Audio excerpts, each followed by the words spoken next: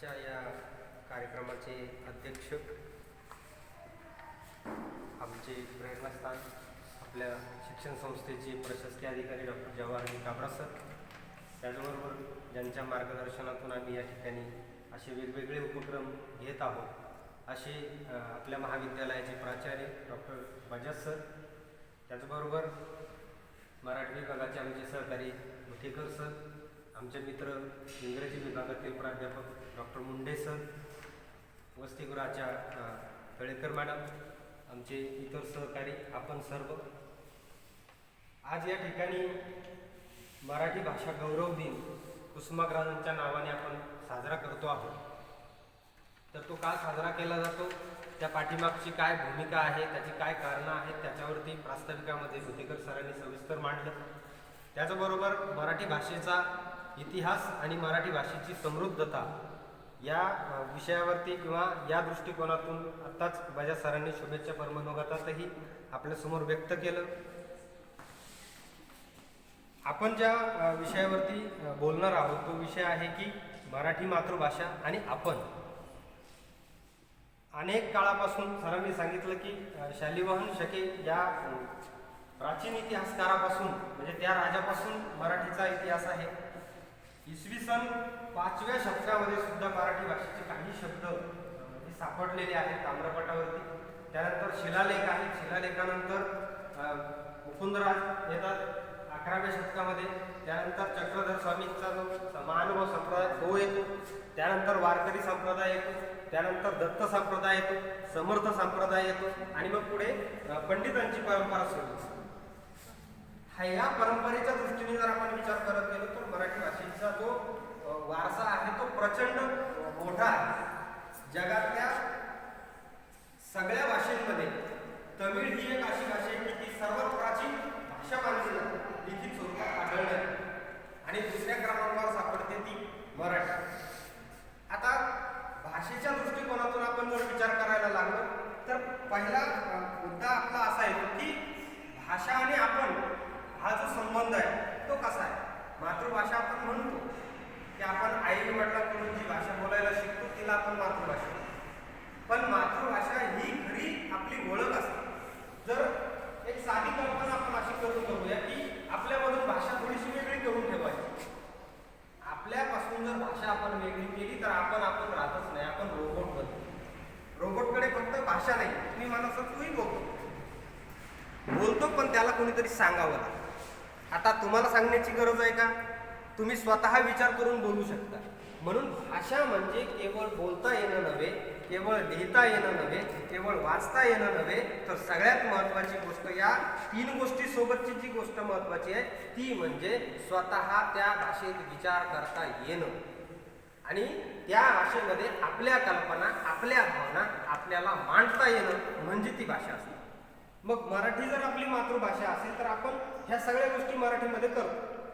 आज व्यावसायिक दृष्टिकोनातून आपल्याला विचार करायचा झाला तर अनेक जगातल्या भाषा आपल्याला शिकाव्या लागतात.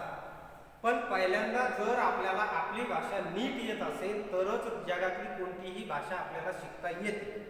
साधं उदाहरण तुम्हाला मी सांगतो. तुम्ही इंग्रजी व्याकरण आणि इंग्रजीतल्या व्याकरणातल्या ज्या वेगवेगळ्या संकल्पना आहेत त्या कितीतरी वर्गापासून शिकत आहात.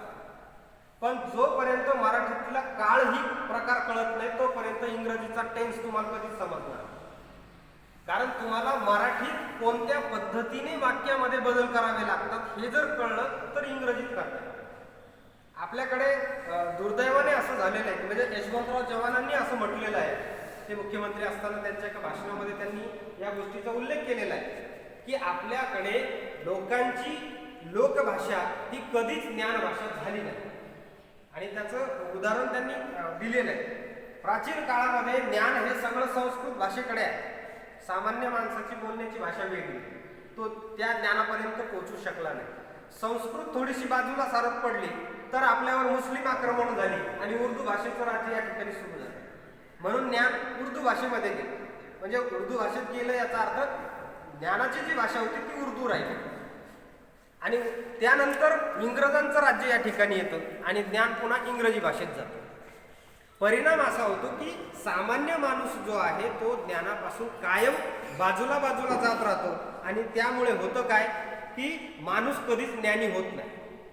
आता आपल्याकडे अनेक मोठ्या मोठ्या डिग्र्या घेणारे लोक आहेत, परंतु ते सगळे त्या त्या विषयातले माहितगार आहेत, ज्ञानी होत नाही. आपल्याकडे विज्ञान शाखेतले मोठे मोठे शास्त्रज्ञ का निर्माण होत नाही, तर आपण त्या भाषेमध्ये विचार करू शकत नाही.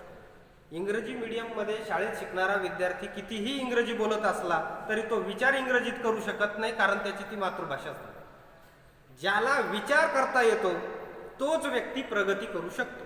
बोलता येणं हा प्रगतीचा उद्देश असू शकत नाही.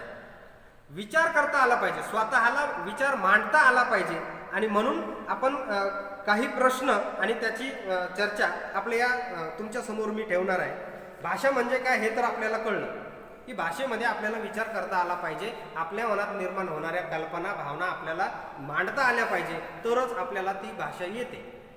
आता या ठिकाणी इंग्रजीचे सर बसलेले आहेत, ते इंग्रजी शिकवतात, इंग्रजी बोलतात सुद्धा, परंतु विचार मराठीतच करतात. म्हणजे हेच करतात असं नव्हे, सगळेच आपल्याकडचे इंग्रजी मीडियम मधले सगळे शिक्षक हेच करतात. संस्कृत शिकवणारे आताचे हेच करतात. म्हणजे विचार करण्याची भाषा वेगळी आणि बोलण्याची भाषा वेगळी, म्हणून असा भाषिक वेगळेपणा जिथं येतो तिथं माणसाची प्रगती ही खुंटते. आता पहिल्यांदा आपल्याला हा विचार करायचा आहे की आपला जो चर्चेचा विषय आहे तो आहे भाषा आणि आपण. आता आपण माणसं आहोत, मग माणूस म्हणजे नेमकं काय, आज हे शिकण्याची फार मोठी गरज निर्माण झाली. हे खरं तर या गोष्टी काही अभ्यासक्रमातल्या नसतात, त्या काही शिकवल्या जात नाहीत कुठल्याही वर्गाच्या चौकटीमध्ये, पण माणूस म्हणजे काय हे शिकवण्याची आज गरज निर्माण झालेली आहे. माणूस म्हणजे एक जिवंत हाडामासाचा बोलणारा प्राणी का, मग इतर प्राणी आणि माणूस यांच्यामध्ये नेमका काय फरक आहे. सगळ्यात महत्वाचा फरक जो आहे बघा, बुद्धी सगळ्या प्राण्यांना आहे. सगळे प्राणी बोलतात, सगळे प्राणी बोलतात. माणूस जसा बोलतो तसे इतर प्राणी सुद्धा बोलतात. त्यांची भाषा वेगळी आहे, आपली वेगळी आहे. म्हणजे चिमणी सुद्धा बोलते, गाय सुद्धा बोलते. बरं, ते प्रेमही व्यक्त करू शकतात, त्यांच्याविषयी प्रेमही व्यक्त करू शकतात. माणसामध्ये सगळ्यात इतर प्राण्यांच्या तुलनेमध्ये एकच गोष्ट महत्वाची आणि ती म्हणजे माणसाकडे धर्म नीती मूल्य आहे, जी इतर प्राण्यांकडे नाहीत. आणि माणूस जर या 3 गोष्टी सोडून वागायला लागला तर आपण अनेकदा अशी उदाहरणं ऐकलेली असेल, तो काय माणूस आहे का. तिसऱ्या व्यक्तीबद्दल जेव्हा आपण बोलतो तेव्हा आपण म्हणतो त्याच्या फार नादाला लागू नको, तो काय माणूस नाही. म्हणजे आपल्याला काय म्हणायचं आहे, आपल्याला हे म्हणायचं आहे की तो धर्म नीती मूल्य या गोष्टी बाजूला ठेवून वर्तन करतोय. म्हणून माणूसपणाची पहिली अट काय आहे, तर त्याच्याकडे धर्म नीती आणि मूल्य असले पाहिजे. तो नैतिकतेच्या ओझ्याखाली असला पाहिजे, नैतिकतेची चौकट त्याच्या वर्तनाला असली पाहिजे, तरच तो त्या पद्धतीचा माणूस होऊ शकतो. दुसरी गोष्ट माणसाकडे असली पाहिजे ते म्हणजे शहाणपण. आता हे शहाणपण काय कोणाला उसणं देता येत नाही, बाजारातही मिळत नाही, गुगल प्ले स्टोअरवरती अजिबात मिळत नाही. आपण केलं असतं इन्स्टॉल, पण ते शहाणपण मिळत नाही. ते शहाणपण स्वतःला निर्माण करावं लागतं. समजा आता या ठिकाणी विस्तव आहे आणि लहान बाळ त्या विस्तवाकडे जात आहे. आपण त्याला घरातली सगळी माणसं सांगत असतात, अरे जाऊ नको चटका बसेल. पण चटका म्हणजे काय हे कधी कळेल, बसल्यावरच कळेल. हे शहाणपण आहे. जो चटका बसतो ना तेव्हा शहाणपण निर्माण होतं की चटका म्हणजे काय असतं ते तुम्ही असं सांगू शकत नाही. तुम्ही त्याच्यामध्ये ही भावना इन्स्टॉल करू शकणार नाही. मी मुद्दाम काही इंग्रजी शब्द बोलतोय तुम्हाला कळावं म्हणून. दुर्दैव आहे ते की मराठी सुद्धा आता इंग्रजीतून शिकवण्याची वेळ येते की काय, कारण आपण आत्ताची जी भाषा बोलायला लागलो ती मराठी तर नाहीच आहे. म्हणजे आम्ही आत्ता पंधरवाडा घेतला, भाषा संवर्धन पंधरवाडा, त्याच्यामध्ये गेल्या 2-4 वर्षापासून आम्ही एक स्पर्धा मुद्दा म्हणून घ्यायला लागलो, शुद्ध मराठी भाषण स्पर्धा. बऱ्याच विद्यार्थ्यांचे फोन येतात, काही भेटून विचारतात, सर हे शुद्ध मराठी भाषण स्पर्धा काय प्रकार आहे. अलीकडे शुद्ध मराठीत लोकांना बोलता येत नाही आणि म्हणून ते बोलता आलं पाहिजे, त्याच्यासाठी हा प्रयत्न. तर तुम्ही म्हणाल सर हा हट्ट कशासाठी, शुद्ध मराठीत बोलण्याचा हट्ट कशासाठी. आम्ही कुठल्याही भाषेत बोलतो तर काय फरक पडतो, प्रचंड मोठा फरक पडत असतो. म्हणजे तुम्ही संमिश्र भाषेत एकतर तुम्ही इंग्रजीत बोला, एकतर हिंदीत बोला, एकतर मराठीत बोला, कुठल्या तरी एखाद्या भाषेमध्ये तुम्हाला बोलावं लागेल. संमिश्र जर आपण करून चालायला लागलो तर एक ना धड भाराभर चिंता होतं. ही तर मन तुम्हाला माहीतच. म्हणजे कुठलीच भाषा आपल्याला प्रगतीच्या दिशेने घेऊन जाऊ शकणार नाही. आपण शिकू, भरपूर डिग्र्या आपल्याकडे भरपूर असतील, आपल्याला माहितीही खूप असेल, पण ज्ञान असणार नाही. ज्ञान येण्यासाठी ते माहिती आणि त्या माहितीला अनुभव आणि अनुभवातून ते येणारं शहाणपण, हे झालं ज्ञान. मग आता भाषा आणि मूल्य संस्कृती. आता संस्कृती हा शब्द आपण अनेकदा वापरतो, बोलतो, अनेक ठिकाणी आपण सुद्धा भाषणामध्ये म्हणत असतो. बघा एक साधं उदाहरण तुम्हाला सांगतो. भारत हा विविध संस्कृतीने नटलेला देश आहे. या वाक्याचा अर्थ कोण सांगतो? विविध संस्कृतीने नटलेला म्हणजे काय? मग आपली उत्तराची जी दिशा असते ती जाते, मग सर या ठिकाणी वेगवेगळ्या जाती आहेत.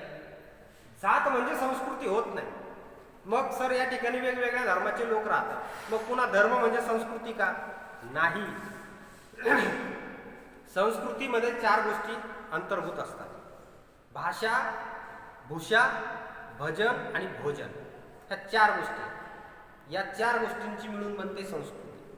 भाषामध्ये आपण जी भाषा बोलतो ती, भूषा म्हणजे आपण कोणता पेहराव धारण करतो, पोशाख जो आहे आपला तो, भजन म्हणजे आपण कोणत्या पद्धतीचं संगीत ऐकतो, कोणत्या पद्धतीचं संगीत आपल्या परंपरेत आहे ते संगीत, आणि भोजन म्हणजे आपला आहार कसा, याच्यावरती संस्कृती निर्माण होत असते.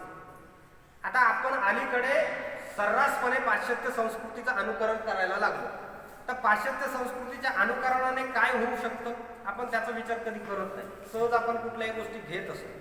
बघा एक साधं उदाहरण तुम्हाला देतो. तुम्ही बाजारात पेन विकत घेण्यासाठी गेला, पेन, आपला उद्देश असतो जो पेन स्वस्त मिळेल तो पेन आपल्याला घ्यायचा. ते अर्थशास्त्रच असं सांगतं की जो तो व्यक्ती ज्याचा त्याचा नफा बघत असतो. जो पेन स्वस्त मिळतो तो आपण घेतो. मग 2 रुपयाचा पेन आपण घेतला तर त्याला रिफिल बदलण्याची व्यवस्था नसते, तो संपला की फेकून द्यावा लागतो. आता ही एक वस्तू आणि आपली संस्कृती किंवा ती त्या पेन जिथे निर्माण झाला तिथली संस्कृती, त्यांचा काय संबंध असू शकतो? तर त्या वस्तू केवळ येतात आणि जातात एवढं नसतं, तर निर्जीव आणलेला दगड सुद्धा आपल्याला मोह किंवा आपल्याला प्रेमाचा पाझर पडून जातो. साधं दुसरं उदाहरण बघा. आपण घरात भिंतीला खिळा ठोकण्यासाठी आणलेला दगड आणतो की नाही आपण, दगड खिळा ठोकण्यासाठी, तो आपण खिळा ठोकणं झाल्यानंतर लगेच फेकून देत नाही, कुठंतरी दरवाजाच्या सामटीमध्ये कुठंतरी ठेवून देत असतो. का? याची पुन्हा गरज पडू शकते. आता हा वरवरचा दृष्टिकोन आहे, याची गरज पडू शकते, हा तुमचा स्वार्थ आहे. पण तुम्हाला त्या निर्जीव दगडावरती तेवढ्या काळात प्रेम झालेलं आहे आणि म्हणून तुम्ही त्या दगडावरती सुद्धा प्रेम करायला लागता आणि म्हणून त्याला निर्दयीपणे फेकत नाही. मग 2 रुपयाचा आलेला पेन 15 दिवस तुमच्या हातात राहिला, तो पेन फेकताना तुमच्यामध्ये काहीतरी बिंब सोडूनच जाईल, तो तसा जाणार नाही. मग त्या पेनाने काय केलं? तर पेनाने एक संस्कृतीचं एक तत्व आपल्यामध्ये रुजवलं, संपला की फेकून दिला जातो. आपण तेच सूत्र माणसांमध्ये वापरायला लागलो, तेच सूत्र माणसांमध्ये घातलं. आपण काय कामाचं नाही, आपला स्वार्थ संपला, पुन्हा त्याला वर्ष 2 वर्ष फोन नाही आणि नंतर तो त्याचा नंबर पण नाही. म्हणजे ही जी संस्कृती आपल्यामध्ये रूढ व्हायला लागली, या संस्कृतीपासून आपल्याला वाचायचं. तुम्ही म्हणाल का वाचायचंय, काय हरकत आहे आपण इंग्रजी संस्कृती घेतली तर? आता एक साधं 2-4 उदाहरणं तुम्हाला सांगतो. भाषेचं, भूषेचं, भोजनाचं आणि भजनाचं एक उदाहरण तुम्हाला सांगतो. भाषेचं उदाहरण बघा कसं आहे. जे काही युरोप देश आहेत, पाश्चात्य ज्यांना आपण म्हणतो, तुम्ही भूगोलामध्ये उत्तर ध्रुव आणि दक्षिण ध्रुव शिकलेला असा, आठवतोय का? भूगोलात होता का? टुंड्रा प्रदेश वगैरे, बर्फाळ प्रदेश, हे आपण शिकलेलं आहे. तिथं काय परिस्थिती आहे? सूर्याचे किरण दीर्घ रेषेत पोहोचत असल्यामुळे त्या ठिकाणचं तापमान आहे मायनस असतं, म्हणून त्याला थंड आणि बर्फाळ प्रदेश असं आपण म्हणतो. त्या बर्फाळ प्रदेशातले लोक नाकातून जास्त बोलतात, तोंडाने बोलत नाही. आता याला भूगोल कारणीभूत आहे, ते स्वतःहून करतात असं अजिबात नाही. कारण विज्ञान असं सांगतं की आपल्याला आपल्या शरीराचं तापमान मेंटेन ठेवण्यासाठी 36 डिग्री ठेवणं पडतं. त्याच्यावरती गेलं तर आपल्याला ताप येतो, त्याच्या 36 पेक्षा कमी झालं तर आपल्या हाताची बोटं आखडतात. हिवाळ्यामध्ये हा अनुभव आपल्याला येतो. म्हणून 36 डिग्री सेल्सिअस आपल्याला मेंटेन करायचं आहे, तर त्या ठिकाणच्या माणसाचं आजूबाजूचं वातावरण हे ऑलरेडी मायनसमध्ये आहे आणि त्याला त्याचं 36 डिग्री मेंटेन करायचं, त्याला काय करावं लागेल. म्हणून तो काय करतो, म्हणजे तो करतो म्हणल्यापेक्षा त्याच्याकडून निसर्ग करवून घेतो. तो तोंड कमी उघडतो, नाकातून जास्त बोलतो, जेणेकरून पोटातली गरम हवा कमीत कमी खर्च होईल. बोलण्यासाठी पोटातली गरम हवा खर्च करावी लागते. थंड हवेत बोलता येत नाही. तुम्हाला श्वास आत घेताना बोलता येतं का? बोलता येत नाही. ते बाहेर सोडतानाच बोलावं लागतं. म्हणून काय होतं, त्या ठिकाणचा माणूस नाकातून बोलतो. आपण इंग्रजांच्या काळातले जर चित्रपट बघायला लागलो किंवा इंग्रज ज्या पद्धतीने बोलतात ते अतिशय नाकातून बोलत असतात. तर का बोलतात? ते थंड प्रदेशातले आहेत, आपण उष्ण प्रदेशातले आहोत. भारत हा विषुववृत्तीय पट्ट्यातला प्रदेश असल्यामुळे या ठिकाणचं वातावरण हे नेहमी जास्त उष्ण असतं. त्यामुळे इथल्या माणसाला शरीराचं तापमान कमी ठेवण्याची गरज असते. म्हणून तो मोठ्या मोठ्याने बोलतो, जेणेकरून पोटातली गरम हवा बाहेर जाईल आणि बाहेरची थंड हवा आत येईल. इंजिन माहिती ना, गाडीचं इंजिन, त्याचं तापमान मेंटेन ठेवण्यासाठी काय करतो आपण? गरम पाणी बाहेर काढतो, थंड पाणी त्याच्यात टाकत राहतो. म्हणून इथला माणूस जास्त पाणी पितो आणि मोठ्या मोठ्याने बोलत असतो. आता आपल्या प्रदेशातला एक फरक बघा कसा आहे. पश्चिम महाराष्ट्रातली माणसं थोडीशी नाकातून बोलतात. मराठवाड्यातली आणि विदर्भातली माणसं तर अजून स्पष्ट मोठ्याने बोलतात. पश्चिम महाराष्ट्र हा थंड प्रदेश आहे. पुण्याकडची भाषा तुम्ही पेशवे काळातली भाषा जर बघितली, तुम्ही काय म्हणाला, म्हणजे या पद्धतीची जी उच्चार शैली आहे हे काय आहे? तोंड कमी उघडायचं, तापमान मेंटेन करायचं. हा झाला भाषेचा एक उदाहरण. दुसरं बघा, पोशाखाचं उदाहरण. भूषा पोशाख काय? तिकडं जीन्स नावाचा प्रकार का वापरतात माहिती आहे? कापड जीन्स. बाहेरच्या थंड हवेचा स्पर्श शरीराला होऊ नये, शरीरातलं तापमान शरीरातच राहावं, तो बाहेरच्या संपर्कात येऊ नये म्हणून जाड कापड जीन्स नावाचा प्रकार तिकडं वापरला जातो.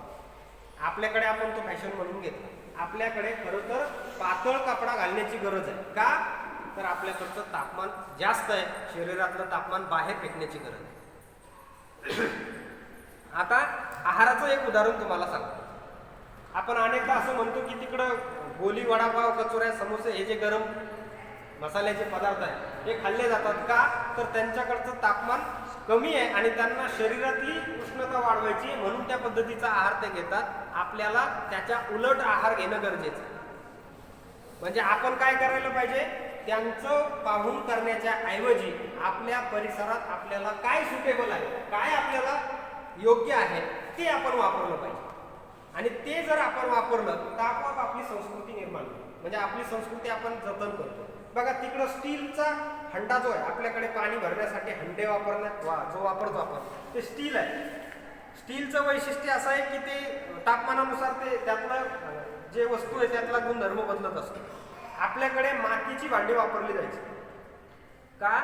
तर वातावरण गरम आहे, त्याच्या उलट आपल्याला ते थंड करून देतो पाणी, म्हणून आपल्याकडे ते वापरतात. आता जर आपण माठ वापरला तर बाकीचे म्हणतील काय गावंढळ आहे, अजूनही माठातूनच पाणी पितो. आता फॅशनच्या नावाने वापरणं वेगळं आणि ती कल्चर म्हणून वापरणं वेगळं. म्हणजे आपल्याकडे आता फक्त काय आहे, चकाकी कशात आहे या गोष्टी आपण स्वीकारायला लागतो. म्हणून ते सुद्धा उदाहरण आपल्याला या दृष्टीने घेता येईल. दुसरं आहे भजन, संगीताच्या बाबतीमधलं उदाहरण. आपल्याकडे लग्नामध्ये जो बँड वाजवला जातो, बँड, ब्रॉस बँड बाजा, तुम्ही अनेक नाव वाचलं असेल ते, ब्रॉस बँड बाजा. हा बँड इंग्रज त्यांच्या सैनिकांना उत्तेजित करण्यासाठी त्यांच्या तुकडीच्या समोर वाजवत होते. आता सैनिक म्हटल्यानंतर युद्ध आलंच, म्हणजे युद्धाच्या वेळी सैनिकांना अधिक प्रेरित करण्यासाठी त्या पद्धतीचा बँड वाजवून त्यांना अधिक प्रेरित केलं जायचं. आता नवरदेवाच्या समोर हा बँड वाजवला जातो म्हणजे तो युद्धाला चाललाय असं समजायचं का? म्हणजे आपण काय घेतोय, आपण काय करतोय त्या गोष्टीचा थोडा विवेक आपल्याला ठेवणं गरजेचं आहे. आणि मला वाटतं ते या दिवसाच्या निमित्तानं सांगणं अतिशय योग्य आहे की आपण काय करतो. आपली संस्कृती आपण नेहमीच म्हणतो, पण आपली संस्कृती म्हणजे काय? तर आपल्याकडचं संगीत हे अतिशय शांत आहे, सायलंट ज्याला आपण म्हणतो. शांत काय आहे बरं आपल्याकडचं संगीत जे आहे ते? पुन्हा भूगोलाशी संबंध आहे. वातावरण उष्ण असल्यामुळे माणूस पटकन गरम होऊ नये, त्याला थंड केलं पाहिजे, म्हणून संगीत थंड आहे. थंड संगीत ऐकलं की माणूस थंड होऊन जातो.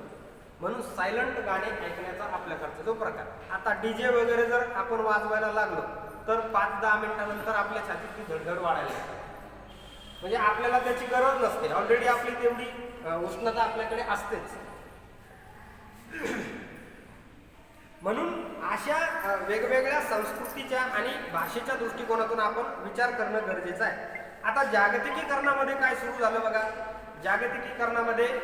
जागतिकीकरणाची भाषा इंग्रजी आहे आणि जागतिकीकरणामध्ये सगळ्यांना एकसारखं करण्याचा प्रकार आपला सुरू आहे.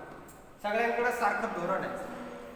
मग सगळेच जर इंग्रजी बोलायला लागले तर बाकीच्या जगातल्या सगळ्या भाषा संपून जातील.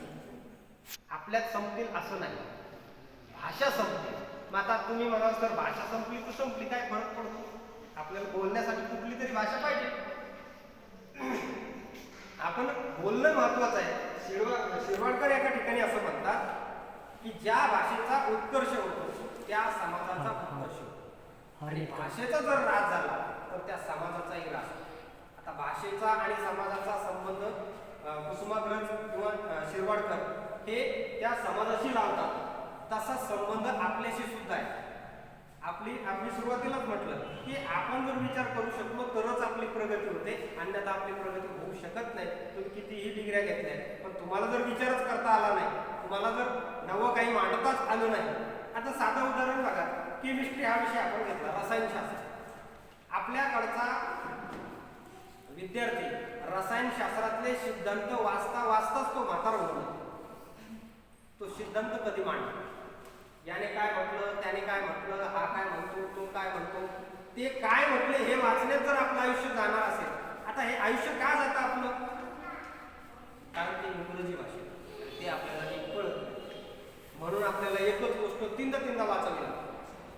आणि ते जर मराठीत असतं तर एकदा वाचलं सिद्धांत समजलं आणि त्याच्या सिद्धांतावरून तुम्ही नव्याने काहीतरी मांडू शकला असता. नवं कधी मांडता येईल आपल्याला ते आपल्याला कळलं तर. समजा मी एखादी ग्रामीण कविता किंवा ग्रामीण कथा तुमच्या समोर इथं सादर केली, मांडली, तर तुम्हाला त्या कथेतलं पात्र कुठंतरी तुमच्या जवळचं आहे वाटायला लागेल. आणि तेच जर मी इंग्रजीत मांडलं, तेच जर मी हिंदीत मांडलं, तेच जर मी पंजाबी गुजराती भाषेत मांडलं तर तुमचा त्याच्याशी काही दूरपर्यंत संबंध येतो.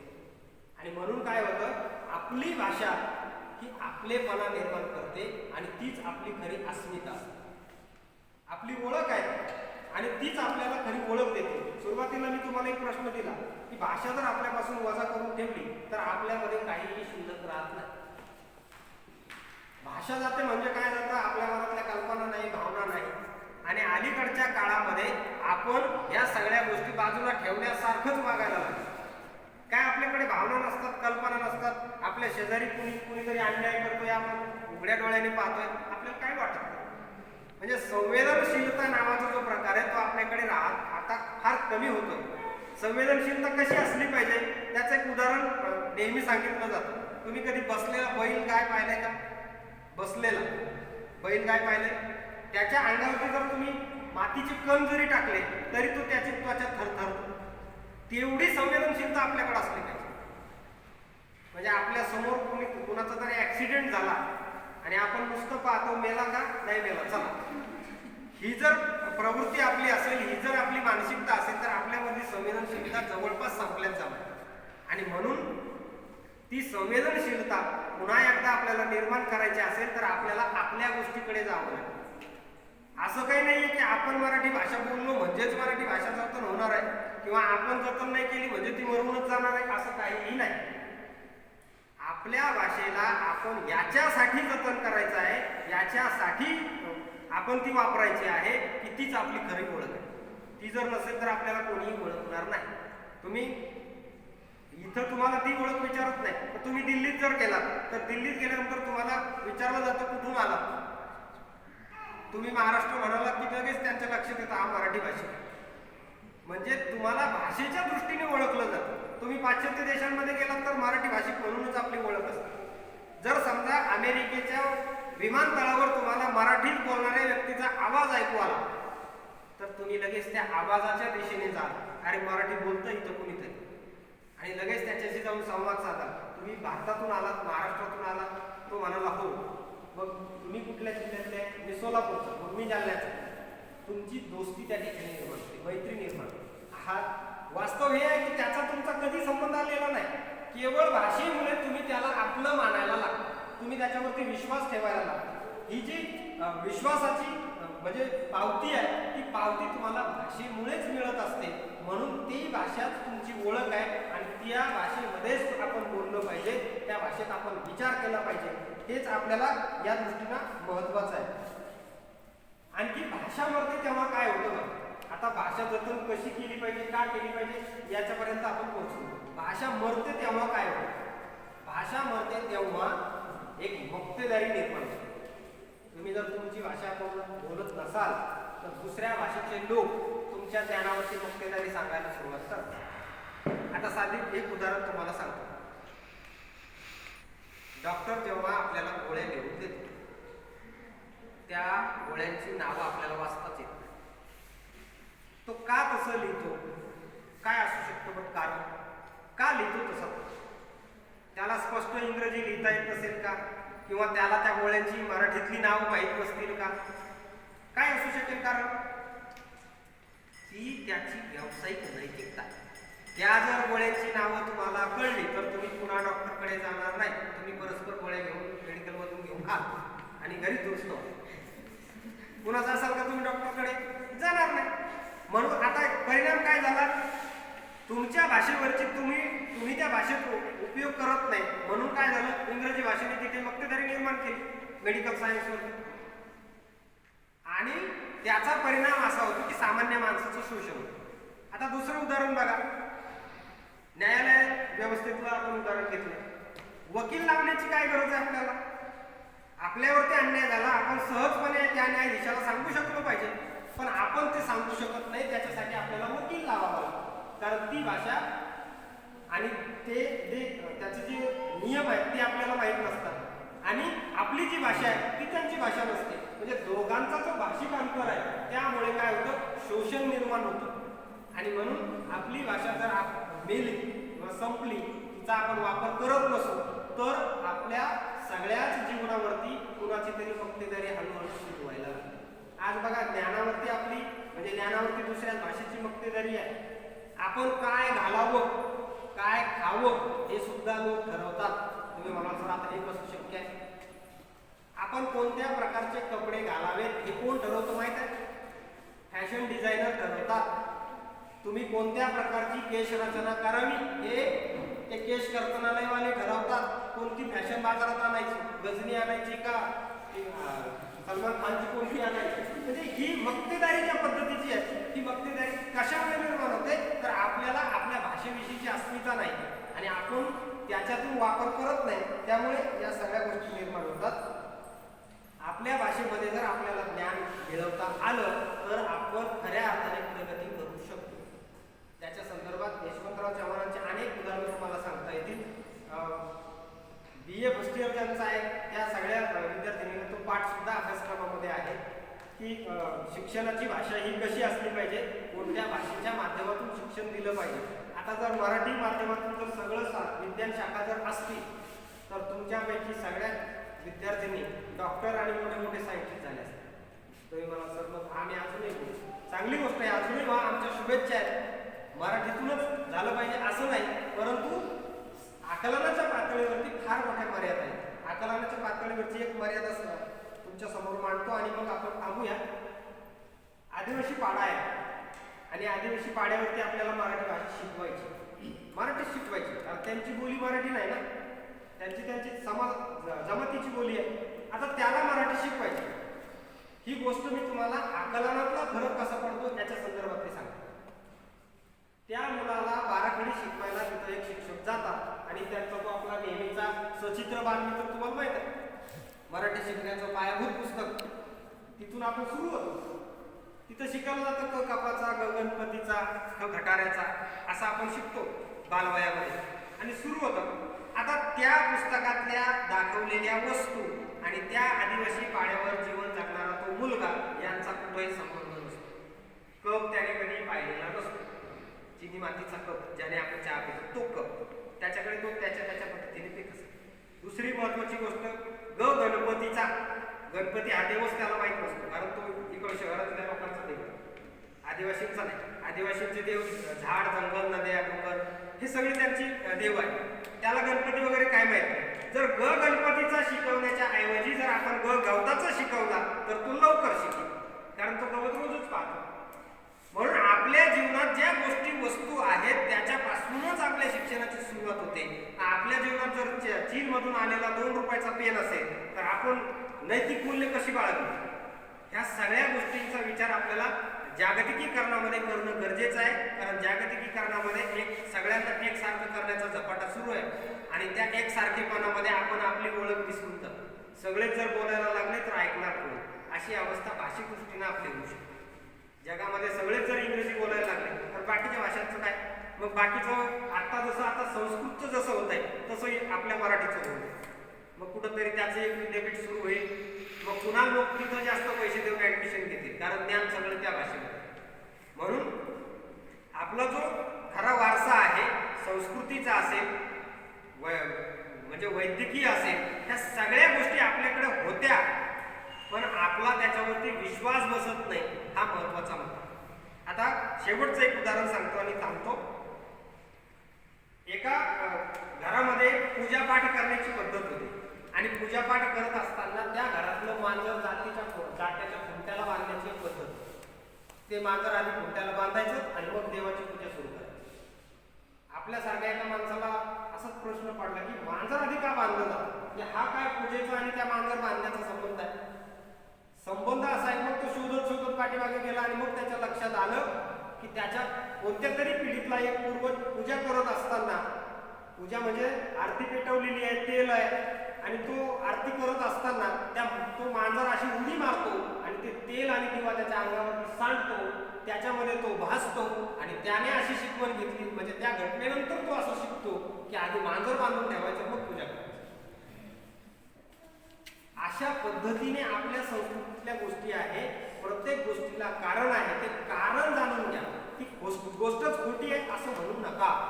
आपण काय करतो, शिमगा का साजरा करायचा, दिवाळी का साजरी करायची, आपल्या आईवडिलांना काय त्याची उत्तर येत नाही, ते काय आपल्याला समाधानकारक उत्तर देत नाहीत आणि आपल्याला असं वाटायला लागतं की ही गोष्टच खोटी आहे आणि आपण मग 31st साजरा करायला लागतो, ज्याचा आपल्याशी काही संबंध नाही. म्हणजे सणांच्या बाबतीमध्ये, संस्कृतीच्या बाबतीमध्ये बरंच काही बोलता येईल, पण वेळेच्या अभावी या ठिकाणी थांबतो. धन्यवाद.